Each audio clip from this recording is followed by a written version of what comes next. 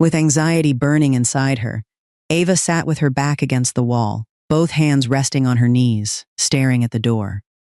She was waiting for Miles to come home so she could demand an explanation for the video a strange woman had sent her that morning. It was late when Miles's familiar footsteps finally sounded outside. He opened the door and stopped when he saw his wife sitting in the dark, her eyes fixed on him. "Ava, when did you get back?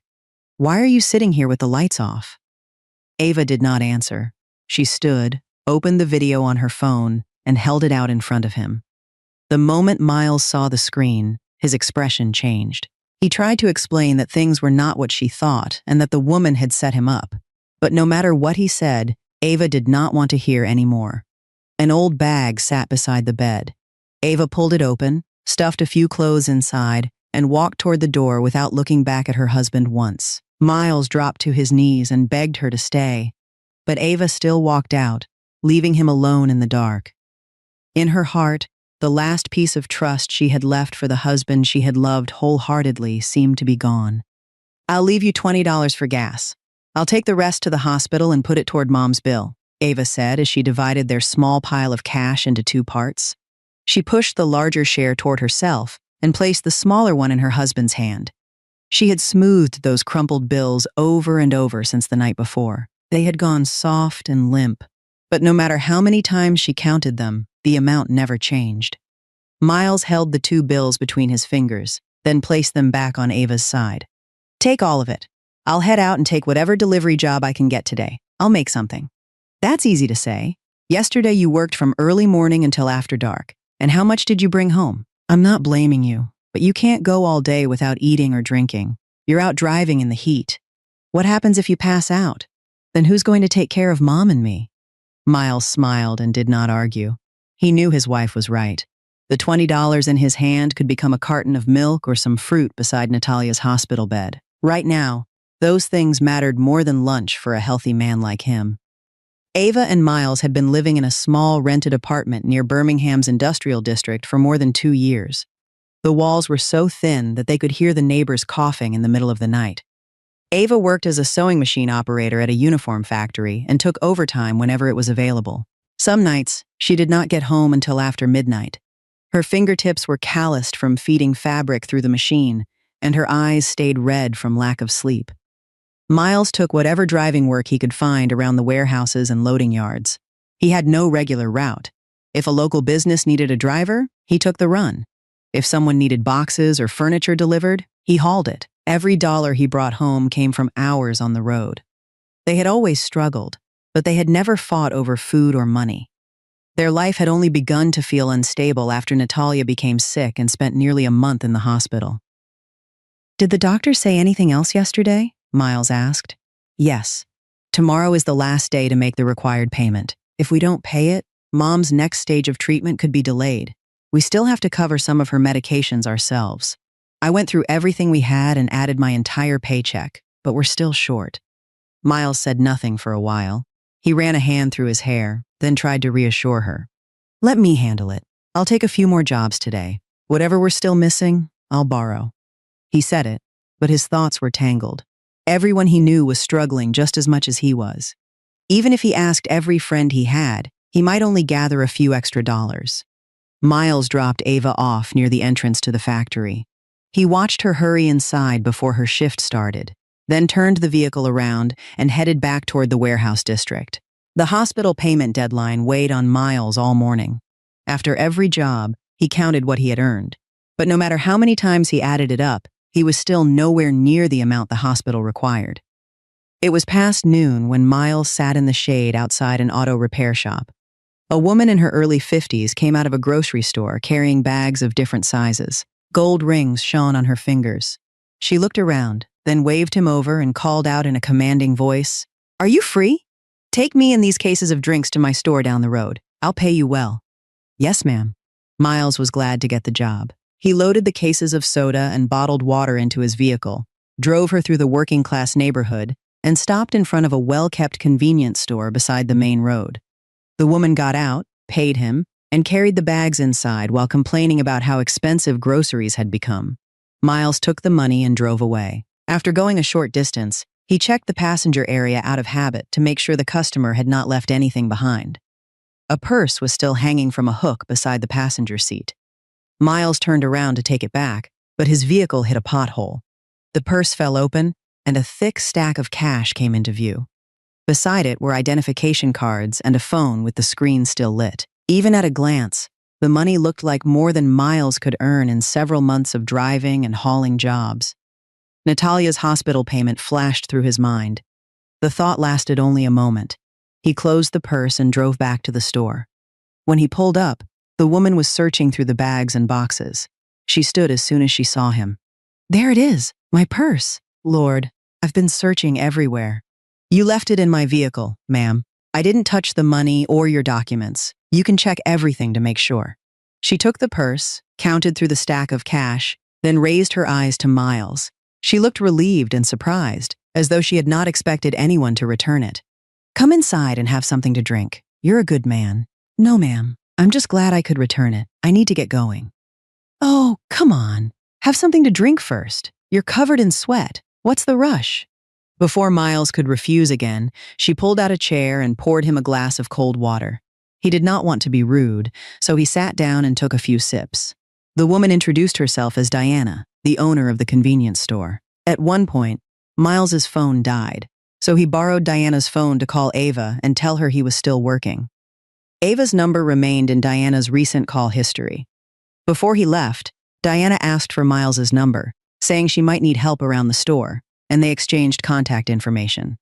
Diana sat across from him, rested her chin on one hand, and began asking questions. "How old are you? Are you married?" "I'm 31, ma'am. Yes, I'm married."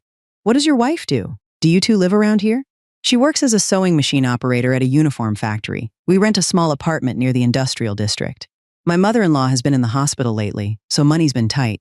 Diana was pouring him more water when her hand paused. Her eyes moved over Miles from his shoulders to his work-worn hands. The smile on her face changed, becoming softer but harder to read. "That's a shame. Decent men always seem to end up carrying the hardest burdens." "How long has your mother-in-law been in the hospital? Has it cost you much?" Miles was an honest man, and the worry had been sitting inside him all morning with no one to tell. "Once," Diana asked, the words came out. "Almost a month. Tomorrow is the deadline for a payment the hospital requires before the next stage of her treatment. I've been working for days, but I still haven't earned enough. I don't know what else to do." Diana gave a drawn-out hum and narrowed her eyes as if calculating something, though her tone stayed mild. "You're in that kind of trouble, yet you found a purse full of cash and didn't take a single dollar. Where do you find a man like that these days? Being poor and still holding on to your integrity is rare. Ask yourself this. Would anyone else have turned around and brought it back the way you did?" Miles should have felt proud hearing the compliment, but something about it made the back of his neck prickle. Diana was not looking him in the face the way people usually did when offering praise. Her eyes kept moving over him, lingering on his shoulders and arms as if she were inspecting something she wanted to buy. Miles set the glass down. His stomach tightened, and he wanted to leave. "I should get going now." "All right, but stop by whenever you have time. I can always use someone strong, capable, and honest around the store." Miles got into his vehicle and pulled away, but Diana's words stayed with him long after he left. It was not until Miles reached the main road and the wind hit his face that he finally let out a breath. He spent the entire night driving from place to place, asking one person after another for help. Even after gathering what little they could lend him, it was still nowhere near the amount due at the hospital the next day. Ava was still at the hospital taking care of Natalia and kept texting to ask how much he had managed to get. Every message from his wife made his chest feel tighter. With no other option left, Miles remembered Diana saying that her store could always use someone strong and capable. He pushed aside the uneasy feeling he had carried since leaving her store and went back, planning to ask for a few days of work and an advance on his pay to get through the crisis. Miles drove to Diana's store and stood outside, unable to make up his mind. He stepped toward the door, then backed away several times, still unsure whether he should go in. As soon as Diana saw him, she came out to greet him. "Well, look who came back. I thought you'd forgotten what I said. Come in." "Ma'am, I wanted to ask if you have any work I could do for a few days. I'm short on money. Could you give me an advance and let me work it off?" Diana smiled, the corners of her eyes spreading, then gave his shoulder a firm pat. Of course I do. A man as strong and honest as you? I couldn't ask for anyone better. Since you're here, carry this case of water into the stockroom for me. It's too heavy for me to move. Miles thought it was only a small job around the store. A case of water was nothing, so he did not hesitate. He lifted it onto his shoulder and followed Diana into the stockroom behind the store. The room was cramped, with merchandise stacked along both sides and only a narrow path between them. Miles placed the case where Diana pointed. He straightened up and started to turn around when the door shut behind him with a dry click. He turned back. Diana was standing in front of the locked door, her back against it, her arms crossed over her chest. She was still smiling, but her eyes were different. Where are you going? Stay here. I need to talk to you. Miles stopped, not yet understanding what was happening. You need money, don't you? Your mother-in-law is in the hospital, your wife keeps calling about the bills, and the two of you are working yourselves to the bone while still living in that cramped apartment. Let me be honest with you. If you keep wearing yourself out doing delivery work, you'll never get ahead. But things could be different if you were willing to do what I asked. I can take care of your mother-in-law's hospital bill. I can cover your rent. If you and your wife want to get out of that rundown apartment, I can handle that too. Miles stood there, unable to move. It took him several seconds to understand what she meant. Heat rushed into his face. He stepped back until his body touched the stacked boxes behind him. What exactly are you asking me to do? Diana did not answer at first. She moved toward him and lowered her voice. Stop pretending you don't understand. Come when I call and do whatever I ask. In return, I'll take care of the bills. Your wife never has to know. As she spoke, she reached for Miles's wrist and leaned close until her face was near his. Miles pulled his wrist free and stepped away from her. Let go of me. Stay away from me, he almost shouted, his voice unsteady with anger and alarm. Don't ever say anything like that to me again. I'm married. I may be poor. I may be desperate enough to come here and ask you for work, but I will never do something that betrays my wife. Miles expected Diana to become angry, but she only stepped back, crossed her arms, and watched him. A slow smile appeared on her face, as though his reaction had already been part of her plan. You really are decent and honorable, aren't you? But take a good look at this before you get so righteous. Diana walked to the corner cabinet and picked up a phone that had been propped against a stack of bowls. Miles had not noticed it when he entered. She swiped across the screen and held it out in front of him. The recording showed what had just happened. The camera had been positioned in advance and pointed directly at the spot where they had stood. The image stopped at the exact moment Diana had grabbed his wrist and leaned close to his face. Anyone watching would only see their heads near each other and their hands together, making it look as though Miles had willingly gotten close to her. Then Diana added, I can edit it so the frame shows only the two of us. What do you think? The color drained from Miles's face. He stared at the screen, unable to speak. He knew that if this silent clip reached Ava, even if he got on his knees and swore 100 times that nothing had happened, she might still have trouble believing him. Diana stepped closer and spoke near his ear. Think about it. Your wife is already buried under hospital debt. What do you think she'll believe if she gets this video? Do you think she'll still trust you? Miles snapped out of it. Anger surged through him. He lunged forward and reached for the phone. Delete that video now. You set this up to hurt me. Do you know how wrong this is? Diana pulled her hand back, moved away, and hid the phone behind her back. Her voice hardened. Don't do anything reckless. I already sent the video to another device and saved it in more than one place. You could smash this phone and it would change nothing. Go ahead and make a scene. One tap and it goes straight to your wife. Don't blame me when that happens. Miles stood in the cramped stockroom with his arms at his sides, feeling as though an invisible rope had been wrapped around him, tightening every time he tried to pull free. The phone in Miles's pocket had barely finished alerting him to a message when it started ringing again. He pulled it out, and Ava's name was on the screen. Before he had time to collect himself, he answered and raised it to his ear. Ava? Her voice kept breaking as she spoke. Miles, where are you? The doctor just came by again. Noon is the deadline. If we don't make that payment, Mom's treatment will be delayed. I asked everyone I could think of, but no one had anything to lend me. Did you get enough? Her words cut into him like a dull blade.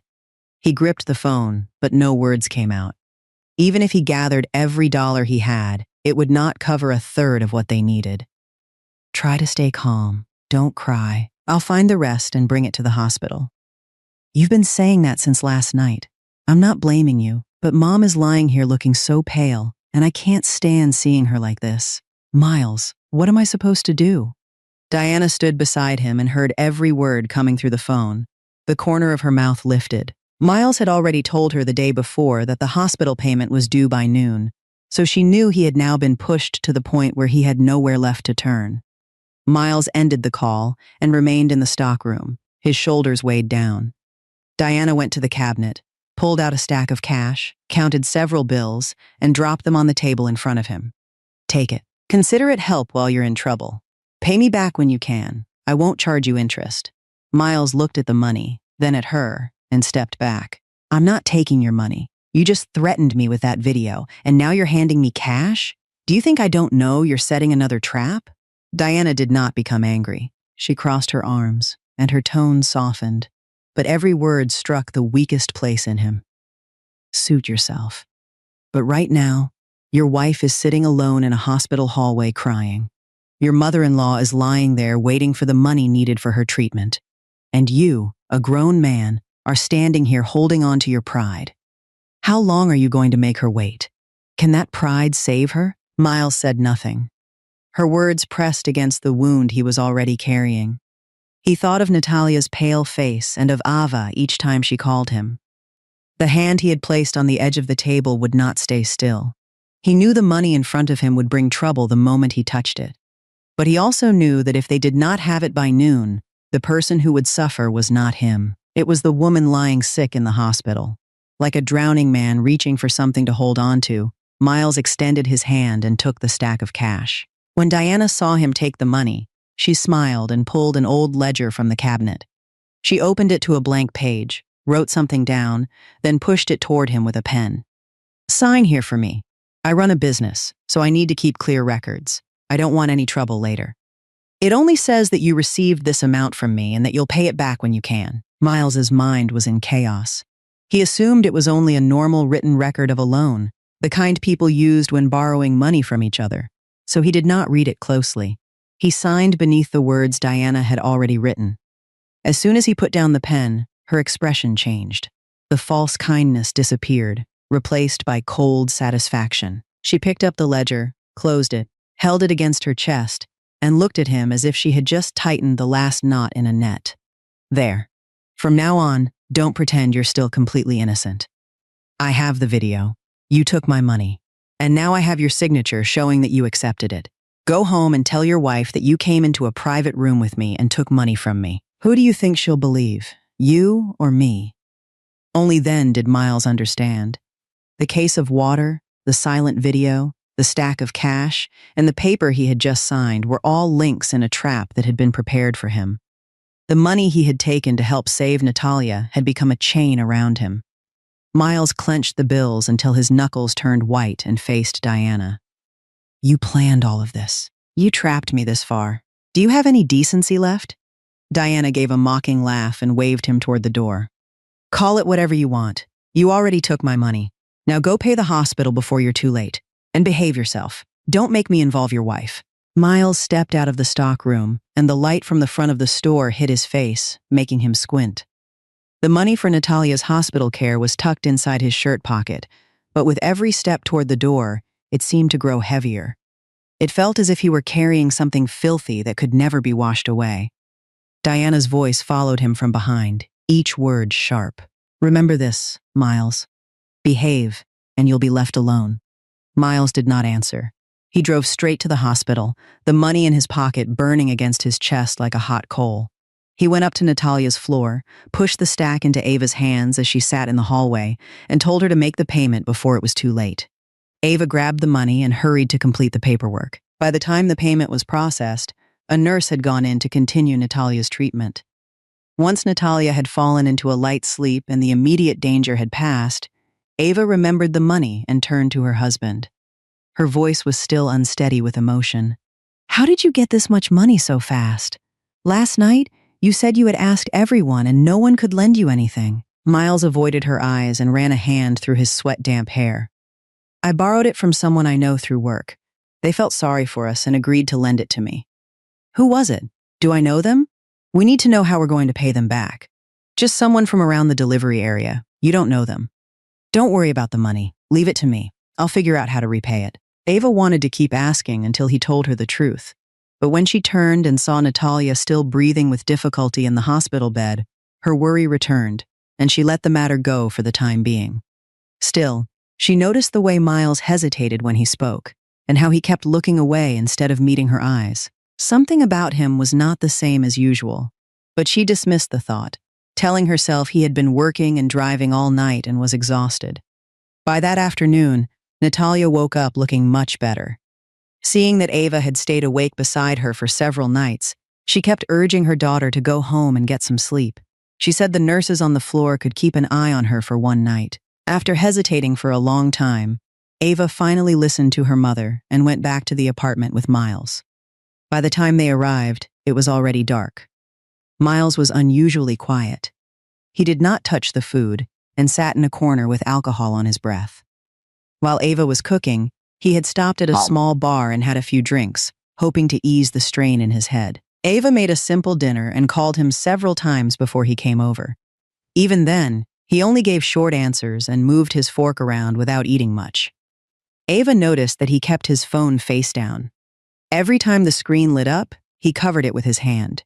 He avoided her eyes and answered every question with only a few words. No matter how tired he was after work, Miles usually came home and told her what had happened during the day. But that night, he sat there in silence like a stranger. Ava sat beside him and placed a hand on his shoulder. "Miles, are you hiding something from me? You haven't seemed like yourself since we got home." Her question made him flinch. He raised his head and saw Ava watching him with trust in her eyes. His throat tightened. He wanted to tell her everything, how Diana had lured him into the stockroom, how she had cut the video, and how he had been desperate enough to take her money. But every time he tried to speak, the silent image on Diana's phone came back to him, showing their faces close together. He was afraid that the moment he said even half of it, Ava would believe he had gone into a private room with another woman and taken money from her. Once she believed that, he did not know how he could ever clear his name. In the end, his courage failed him. He lowered his head and shook it. "It's nothing. I'm just tired. I've been driving for days, and I'm worn out." Ava studied him, already certain he was hiding something, but she did not have the heart to press him. She sighed, stood up, and cleared the table. Late that night, Ava and Miles turned off the light and went to bed. Miles lay facing the wall, still holding his phone. Ava lay behind him with her eyes closed, but she could not sleep. She kept thinking about how strangely he had acted. Then the screen in Miles's hand lit up in the darkness, followed by a soft vibration. "Come see me tomorrow. I have something you'll like." Miles tightened his grip on the phone and glanced back. Seeing Ava's eyes closed, he assumed she was asleep. After a few seconds, he typed a reply. "I'm not coming. I'll pay back the money I borrowed." Another message arrived right away, just as Ava opened her eyes. Before Miles could cover the screen, she caught a glimpse of the sender's name, Diana, and a few words from the message. "Your wife will receive it." Then his hand blocked the rest. Diana had attached a blurry image taken from the video. Beneath it was a short message. "Behave, and I'll leave you alone. Keep fighting me, and your wife will receive more than this." Miles sat up and shoved the phone under his pillow. He turned and found Ava staring at him in the dark. "Who is texting you this late?" Ava asked. She tried to keep her voice steady, but it still carried a trace of unease. "A customer from work. They're asking if I can take a delivery tomorrow. Go back to sleep, it's late," Miles answered, then turned toward the wall again and pulled the blanket almost over his head, as if trying to hide from her eyes. Ava said nothing else, but the name Diana kept circling in her mind. She could hear her own heartbeat and Miles's uneven breathing beside her. Her hand tightened against her chest. She lay there with her eyes open, staring into the darkness and counting each breath of the man she had trusted completely. The next morning, Miles got up before dawn. He did not stay in bed another minute and would not look at Ava's tired face for long. He changed his clothes, took his keys, and headed for the door. "Where are you going this early? Have you eaten anything?" Ava sat up, her voice rough after a sleepless night. I'm heading out early. Maybe I can get a delivery job before the others do. Stay home and rest a little before you go back to the hospital. I'm leaving. Miles kept his head down and left before she could ask anything else. Ava was left alone in the empty apartment, her mind crowded with questions. The name of the woman from the night before would not leave her. Looking at the door Miles had closed behind him, her suspicion grew stronger. She tried to tell herself that she was imagining things. Her husband had always been honest and hardworking. How could he have changed into that kind of man? Just then, Ava's phone vibrated on the bed. The message came from an unknown number with no name attached. Diana had retrieved Ava's number from the recent call history left when Miles borrowed her phone. Ava picked up the phone and opened the message. Inside was a short video with a line of text. Ava pressed play. The screen showed a cramped room with dim light. Miles was standing face to face with a middle-aged woman. There was no mistaking him. The woman reached out, grabbed his wrist, leaned toward him, and brought her face close to his. The video lasted only a few seconds. It had no sound and stopped at the exact moment their faces were almost touching, leaving a still image of the two of them pressed close together inside a closed room. Beneath the video was a cold message. Your husband isn't as innocent as you think. Ava could not move. The phone in her hand seemed to become heavier and at the same time close to slipping from her numb fingers. She sat there, staring at the frozen image, her mind blank. After a while, she played the video again, then once more, and then again, as if watching it enough times might somehow prove that the man in it was not her husband. But each time, Miles's face became clearer and harder to deny. Then every broken piece in her mind came together. The name Diana on Miles's phone the night before. The way he had avoided her all evening. The large amount of money that had appeared from nowhere and his refusal to explain where it came from. The person from work he claimed had lent him money had been a lie. The money that saved her mother had come from this woman. Tears filled Ava's eyes and ran down her cheeks. She did not scream or break anything. She only drew herself into a corner, her shoulders shaking as she held the phone against her chest like the wound itself. Then the phone began ringing in her hand. Miles's name appeared on the screen. Ava stared at it and tightened her grip, but she could not answer. She let it ring until it stopped, then ring again. She remained where she was as the sound of his calls faded into the silence of the apartment. At the same time, Miles had just parked near the warehouse district when the phone in his pocket vibrated. He pulled it out, and his chest tightened when he saw the sender's name. It was Diana.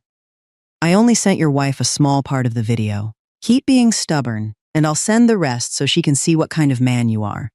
Miles read the message and understood that Diana had really gone after Ava. He called his wife at once and pressed the phone to his ear, but it rang without an answer. He called again and again. Each unanswered ring seemed longer than the one before. Miles stood among the passing workers and delivery drivers. He knew the clip Diana had sent Ava was only a small piece, meant to punish him for refusing her. Diana still had the full recording and the paper with his signature. She was holding both, ready to drop them onto his marriage if he resisted again.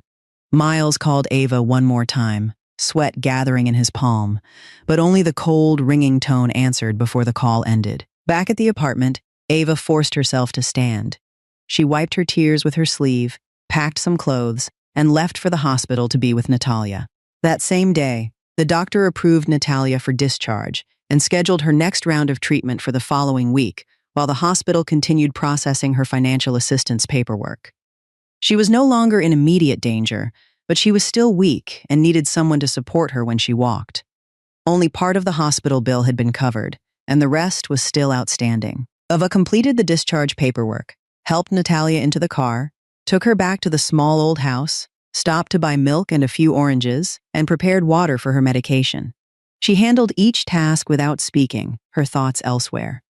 Natalia saw that her daughter was much quieter than usual and kept asking what was wrong. Ava only forced a smile and said she was tired and that her mother should not worry. She kept the pain to herself and said nothing about the video. She could not bring herself to burden Natalia with more worry after she had just survived such a serious illness. That evening, Ava asked a neighbor to stay with Natalia for a while, then took a ride back to the apartment. She did not return to cook dinner and wait for her husband, as she usually did. She went back to demand an answer about what had been tearing her apart since that morning. Ava sat with her back against the wall, both hands on her knees, her eyes fixed on the door. She did not turn on the light. She stayed there in the dim room and waited. It was late when she heard Miles's vehicle pull up outside. He came in looking exhausted and stopped when he saw his wife sitting in the dark. "Ava, when did you get back? Why are you sitting here with the lights off?" Ava did not answer. She stood, took her phone from her pocket, turned on the screen, and held the video in front of him. Miles lowered his eyes toward it. As soon as he recognized the image, the color left his face and he became flustered. "Oh God, where did you get this?" "Ava, it isn't what it looks like. She set me up. I didn't do anything. You have to believe me." But Miles's explanation had come too late. In Ava's eyes, the husband she had trusted had hidden his phone all evening, lied about where the money came from, and now appeared in a video with his face close to another woman's. With so much evidence stacked against him, his denial sounded weak and empty. Ava looked at her husband. Her eyes were dry now, leaving only a bitterness that had numbed her whole body. "Do you know something? Years ago, my father stood in front of my mother and said the exact same things you're saying now. He swore he had been set up. He said someone had made up lies to ruin him. My mother believed him. She believed him until the very end. And do you know how it ended? She spent half her life crying while he took their money and disappeared with another woman." Miles stood where he was, unable to speak. The words he had been about to say caught in his throat again because even he could hear how much his explanation sounded like the one Ava's unfaithful father had once given. Ava continued. Her voice shook, but every word was clear. "I'm telling you the truth. The thing I feared most in this life was never being poor. I can endure hardship. The one thing I'm afraid of is becoming just like my mother. I'm afraid I'll keep choosing to believe someone until I turn myself into a fool, letting him deceive me while I still defend him." Miles could no longer hold himself back. He dropped to his knees in front of her and gripped her hands. "Ava, listen to me first. I swear to you, I never wanted anything from that woman.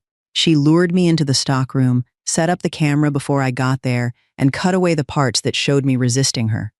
I took the money because Natalia was lying in the hospital and we were out of time. I was desperate. I was wrong. I know I was wrong. But please don't leave me. Don't think I'm the same kind of man your father was." Ava pulled her hands away and stepped back. She shook her head, and the tears she had held back finally came. "I can't believe you right now. Please don't force me. Do you know what hurts the most? It's that you hid it from me. You used that money for my mother, and you still didn't tell me a word. Am I your wife, or am I a stranger to you? When I was suffering the most, you shut me out and left me standing at the edge of your life." Miles wanted to say something else, but Ava turned away. She took out an old bag and put several sets of clothes inside. She wanted space from him, and she also needed to return to Natalia, who had only just come home from the hospital and was still weak. When she reached the doorway, Ava stopped without turning around. "If you had told me the truth from the beginning, maybe I would still have had enough strength to believe you. But you chose to hide it. You, not anyone else, are the reason I no longer know where to place my trust." She stepped out into the night, leaving Miles on his knees in the dark apartment. Ava reached Natalia's house and opened the door without making noise because she did not want to wake her mother. The neighbor who had been staying with Natalia got up to leave and told Ava that Natalia had taken her medication, slept for a while, and looked better than she had earlier. Natalia had always been a light sleeper. When she heard her daughter moving around, she woke up. "Is that you? Where have you been this late? Where's your husband? Why didn't he bring you?" Ava paused before answering. "I came back to take care of you. Miles had to work tonight. Go back to sleep. I'm here now." Natalia watched her daughter for a long time, as though she could hear that something was wrong in Ava's voice. Natalia was still exhausted, and her eyelids grew heavy, so she only gave a brief response before falling asleep again.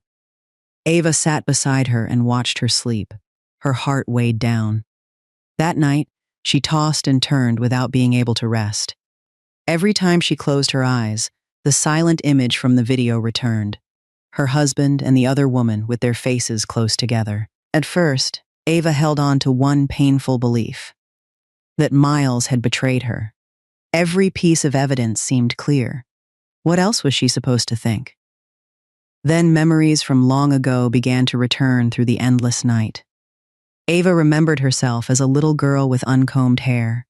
She remembered the nights Natalia sat alone in the corner of the kitchen. The weak kitchen light fell across her tear-covered face as she kept looking toward the door, waiting for the husband who had stopped coming home on time. Ava remembered one night when she had walked over, held onto her mother's shirt, and asked, "Mom, why are you crying? Where's Dad?" "Your father went out to take care of something. He'll be home soon. Be a good girl and go to sleep." Natalia always said the same thing. Her husband would be home soon. Someone had set him up. He had done nothing wrong. She believed him until the day he packed his clothes and left with another woman without saying goodbye, abandoning them in the empty house. The more Ava remembered, the more the fear from those years closed around her. She was afraid she would end up in the same place as her mother, holding on to blind trust until it brought her nothing but humiliation. Tears dampened the front of her shirt. But the more it hurt, the more something inside her refused to accept it. The doubt would not go away. Ava thought about the Miles she had known every day. The poor but honest husband who had returned a purse full of money without taking a dollar, who still gave his wife the better portion of food no matter how tired he was after work. Could a man like that become a liar and a cheater in a single day? Near dawn, Ava was still awake. She could no longer hold back, so she picked up her phone and opened the video again. The first time, she still saw only what she had seen before: an obvious betrayal. She was about to stop the video and put the phone aside, but her hand paused. She played it a second time and watched more closely. This time, she noticed something she had missed. Miles was not moving toward Diana. His body was leaning back, and one shoulder was turned away, as though he were trying to pull his arm free from the hand gripping him. Ava played it a third time and studied every second. The more she watched, the more something seemed wrong. The camera stayed fixed in one place, pointed directly at the exact spot where they stood. The angle was steady and precise, as though someone had set it up in advance rather than filming by chance. The video had also been cut in a strange way. It kept only the moment most likely to create the wrong impression, when their faces were close together. Everything before and after had been removed, leaving no beginning and no ending. Ava paused with the phone unsteady in her hand. She still was not ready to believe that Miles was completely innocent. Everything remained tangled, and anger and doubt were still inside her. But a new thought had begun to form. If the video had happened by chance, why had the camera already been placed in exactly the right position? Why had it been cut so carefully that only the part most damaging to Miles remained? The person who created the video and sent it to her was the one who truly had something to hide. Dawn had come without Ava noticing. She sat up and did not lie back down. Her eyes were dark from being awake all night, but there was now a clearer focus in them. She stared at the frozen image on the screen, where Diana's face was still pressed close to her husband's. Ava tightened her grip on the phone and spoke to herself. No. I have to find out who this woman really is and how that video was made. That morning, Ava asked the neighbor to stay with Natalia and took a ride to the warehouse district where Miles usually looked for work. She was not there to find him. She wanted to speak with James, who had worked beside her husband for years. Miles had gone out on a long delivery that day and had not returned yet. Ava waited near a tree until she saw James finish washing his vehicle, then walked over. "James, can I ask you something?" He raised his head and looked surprised to see his friend's wife. He wiped his hands on his shirt. "Ava? What's wrong?" "Miles just left on a delivery. He should be back later." Ava hesitated, then asked him directly. "I'm not looking for him. I need to ask you something in private. Did you lend Miles any money the other day? He told me he borrowed it from someone he knows around here." James looked confused. "Borrowed money from me? No. You know what it's like for drivers around here. Most of us are working just to get through the day. None of us has enough money to lend out. I worked beside him on several jobs over the past few days. I never saw him borrow money from anyone here, and I didn't hear anyone mention it." Ava's chest tightened. Miles's claim that he had borrowed the money from someone at work had been a lie, and he really had taken it from Diana. But had he accepted it only because he was desperate, Or was there something else between them? The doubt inside her grew heavier. At the same time, she knew she had to find out where the money had really come from. Ava lowered her voice and told James what had happened. Someone had sent her a video. Her husband had become involved with a woman she did not know, and she suspected he might have been set up.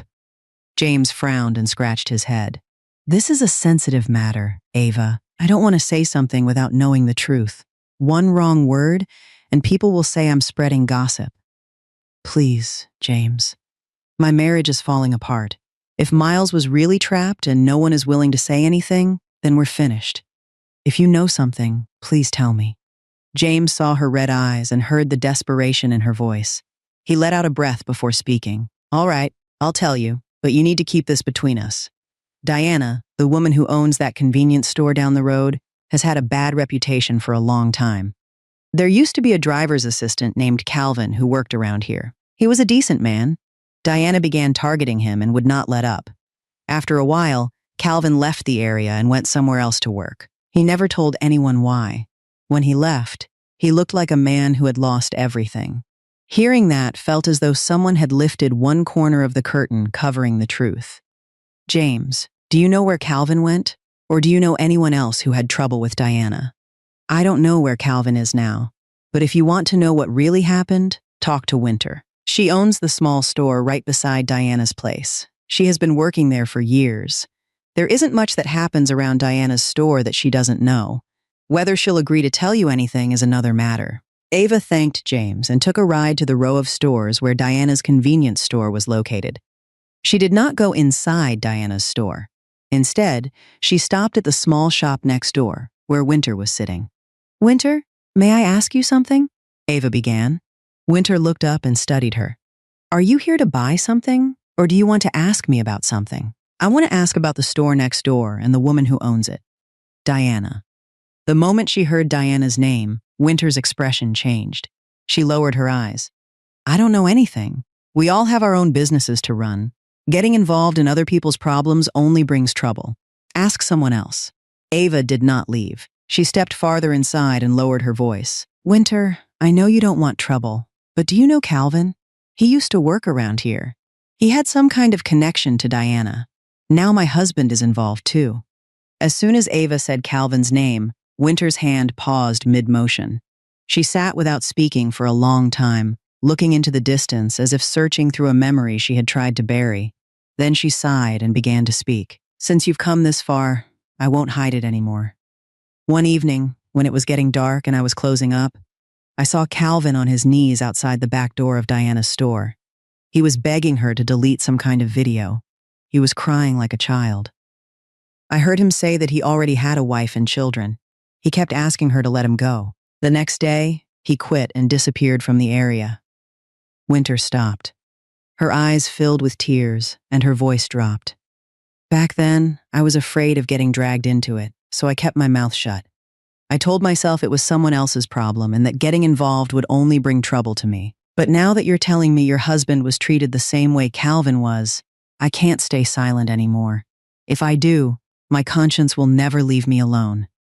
Ava stood there after hearing Winter's story. The scattered pieces had begun to connect. The woman in the video, the person who sent it, the money that had appeared from nowhere, and now another man who had once knelt outside that same door and begged for the video to be erased. Ava did not rush to a conclusion. She thanked Winter and went back to find Miles. He had just returned to the apartment when he saw his wife waiting for him. He started toward her, relieved, but stopped when he saw the serious look on her face. Ava looked straight at him. Her voice was calm but firm. Sit down. Today, you're going to tell me everything.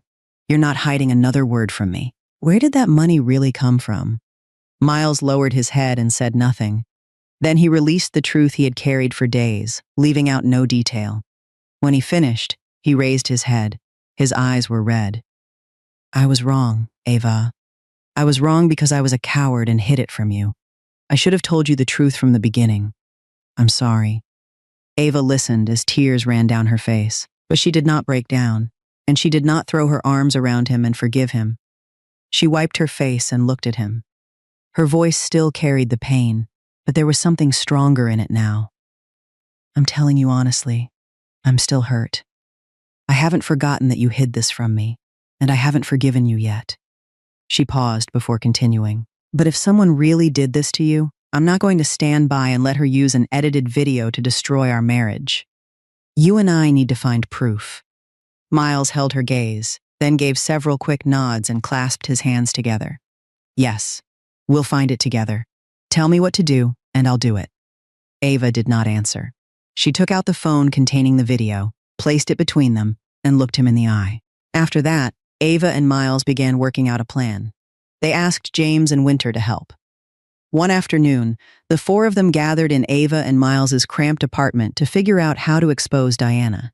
James spoke first, still looking uneasy. I'm telling you, trapping someone like Diana won't be easy. She's clever. If we make one mistake, she'll deny everything. What proof are we going to have? Miles answered, This is what I'm thinking. She believes I'm afraid of losing my wife and that I'm ready to beg her. I'll message her and pretend I'm desperate. I'll ask her not to send the rest of the video to Ava. She'll get arrogant and tell me to come to the store. Once I'm there, if she gets confident enough to admit that she set up the camera and forced me to take the money, her own words will be the evidence. Ava cut in. But how are we supposed to record what she says inside that room? You'll be in there alone. You can't stand in front of her and start pressing buttons on your phone. She'll see it. Miles considered it, then slapped his thigh. I know how. Before I go inside, I'll call you and leave the call connected with the phone in my shirt pocket.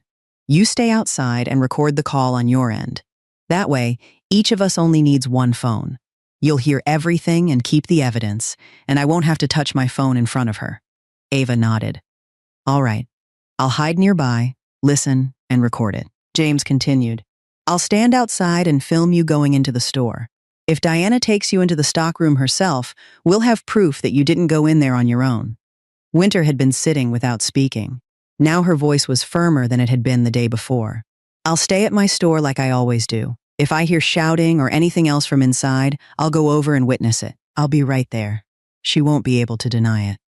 As Miles listened to the three of them divide the roles, part of the pressure inside him eased, but a painful feeling remained. He understood that the most important part of the plan was Diana's own admission in the call Ava would record. James's video and Winter's testimony would only support it.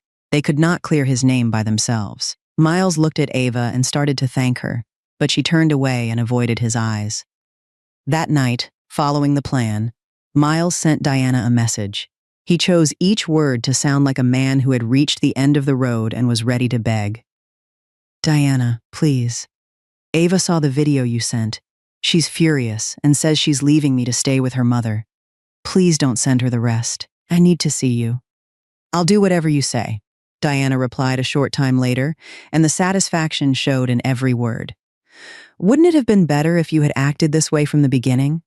Come to my store tomorrow afternoon when there aren't many customers. We'll settle this properly. After reading Diana's message, Miles knew she had taken the bait.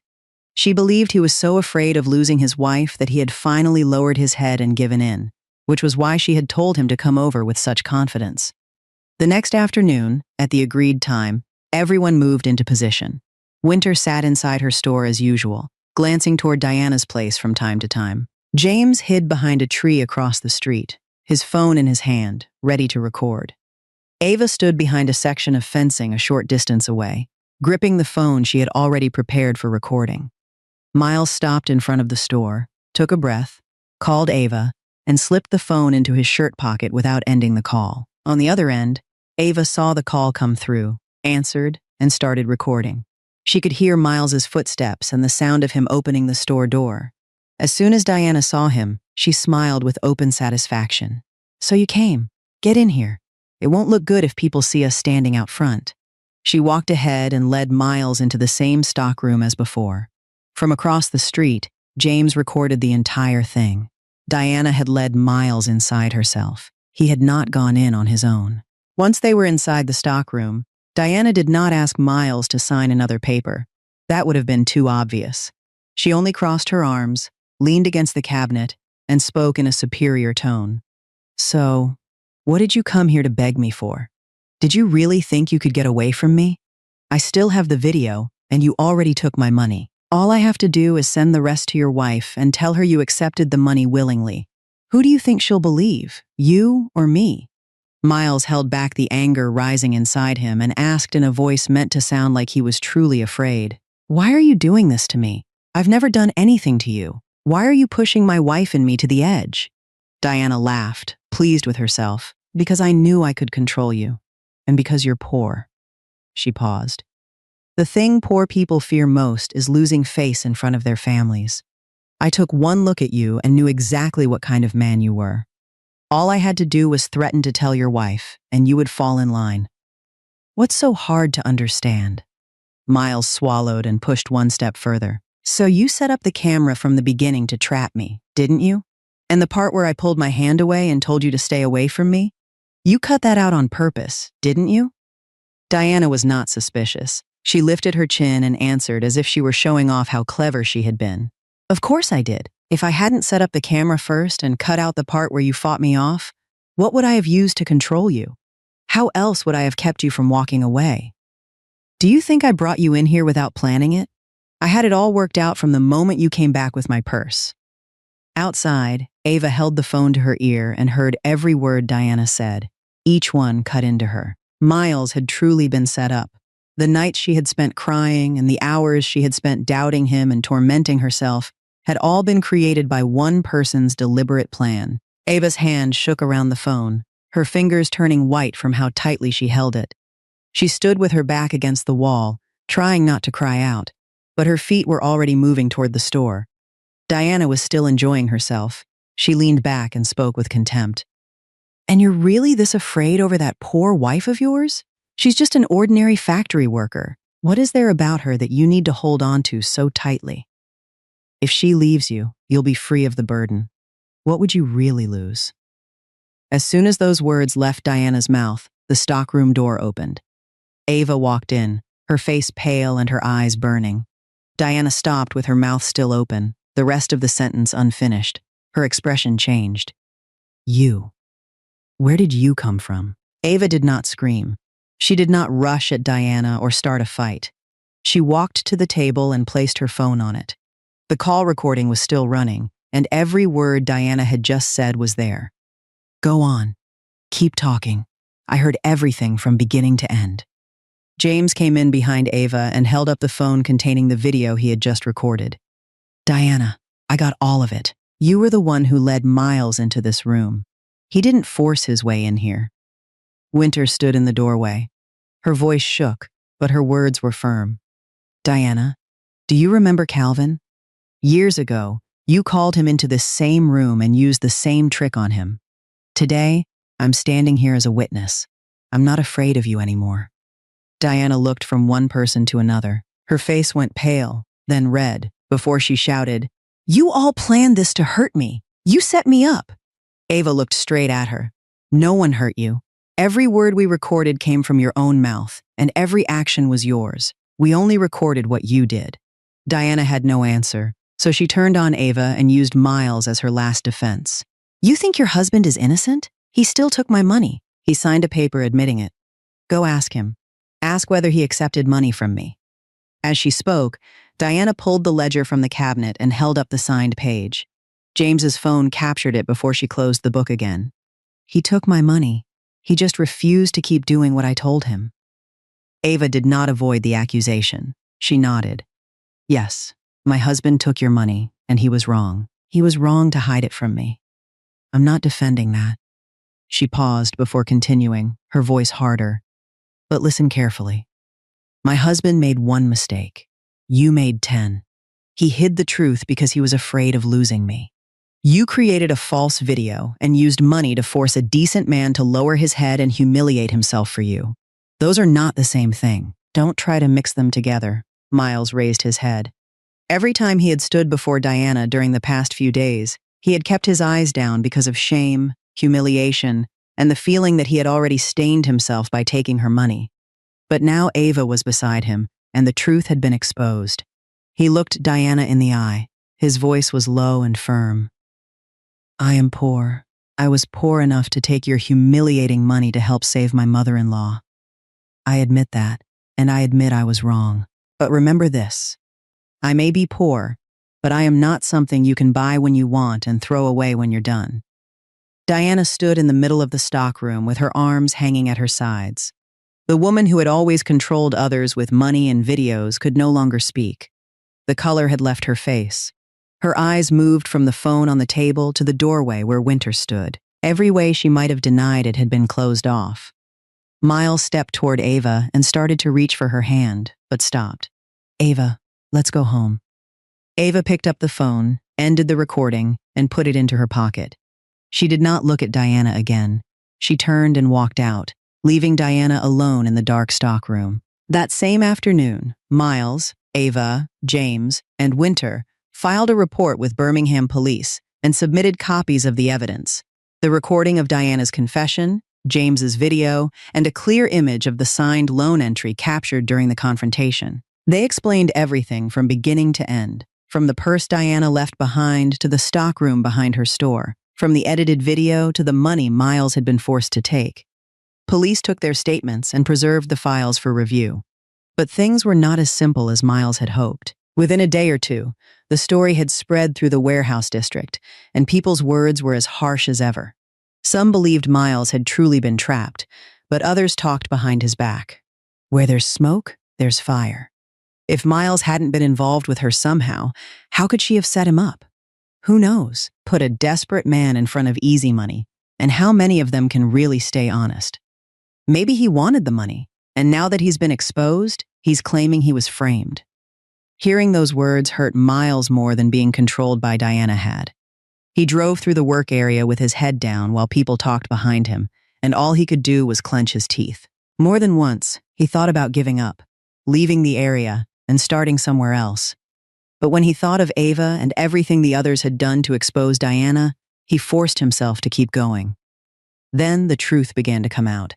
Investigators reviewed the original files and confirmed that the recording had not been altered. Diana's own words showed that she had set up the camera, edited the video, forced Miles to take the money, and planned the trap.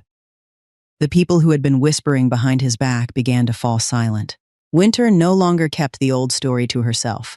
Whenever anyone asked, she told them in detail how Calvin had once knelt outside the back door of Diana's store and begged her to delete the video, and how she had stayed silent for years because she was afraid of being dragged into it. As the story spread, people began looking back at older incidents and realized that Miles was not the only person Diana had targeted. James kept asking around and eventually managed to contact Calvin. Calvin had moved to another state and built a new life there. He refused to appear publicly and reopen what had happened to him years earlier. But when James told him that someone else had been harmed in the same way, Calvin was silent for a long time before sending a message. "I can't come forward. I hope you and Miles understand. My wife and children still don't know what happened. But I can confirm that Diana used the same kind of video to control me and force me into things. I was too ashamed to stay, so I left the area. I'm glad someone finally had the courage to expose her. If you need anything from me, ask, as long as I don't have to appear in public." Calvin's message was short, but it gave the case more weight. What Diana had done to Miles was not new. It was a method she had used before. Faced with evidence she could not deny, Diana came under formal investigation and faced legal consequences for the threats, harassment, and coercion documented in the case. Her convenience store, once busy, became almost empty. People in the area passed by, pointed, and talked. The influence she had built by intimidating people with less money and power collapsed. Miles had been cleared. The people around the warehouse district understood what had happened and no longer whispered behind his back. Some even stopped to offer him a few words of support. But Miles still could not feel completely relieved. He understood one thing clearly: Diana had trapped him.